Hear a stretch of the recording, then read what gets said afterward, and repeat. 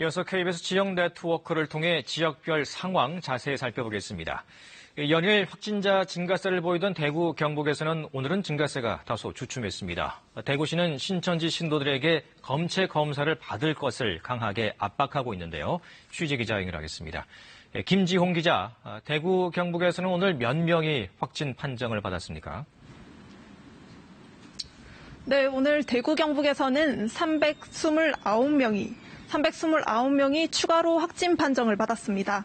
대구 297명, 경북 32명인데요. 대구의 경우 지난달 27일 이후 처음으로 신규 확진자 수가 200명 선으로 떨어졌습니다. 다만 사망자는 계속 늘어나고 있는데요. 경북 봉화 푸른요양원에서 확진 판정을 받아 치료를 받던 78살 여성이 숨지는 등 어제 하루에만 모두 6명이 숨졌습니다. 이틀 전 대구에서 확진자 산모로부터 출생한 신생아는 진단검사 결과 음성으로 나왔는데요. 이 밖에 대구의 코로나19 확진자 임산부 6명 가운데 1명은 생활치료센터에, 나머지 5명은 자택에 대기 중인데 모두 안정적인 상태로 확인됐습니다. 생활치료센터에선 처음으로 퇴소자가 나옵니다. 대구시는 입소자를 대상으로 1, 2차 검체 검사를 한 결과 모두 음성으로 나온 36명에 대해 오늘 퇴소 조치하기로 했습니다. 한편 생활치료센터는 여전히 부족한 상황입니다. 대구 경북 지역의 경증 환자 1,013명이 입소를 마쳤지만 아직 2,000여 명이 자택에서 대기 중입니다. 네, 이런 가운데 대구시는 신천지 신도들에 대한 검체 검사를 강하게 압박하고 있다죠.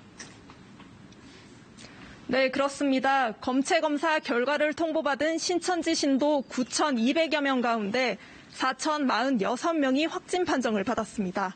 확진율은 43.8%입니다. 다만 어제 하루의 신천지 신도 검사 결과만 놓고 보면 확진율이 16.7%로 나타나는 등 신천지 신도 중 신규 확진자가 줄어들고 있는 것을 알 수 있습니다.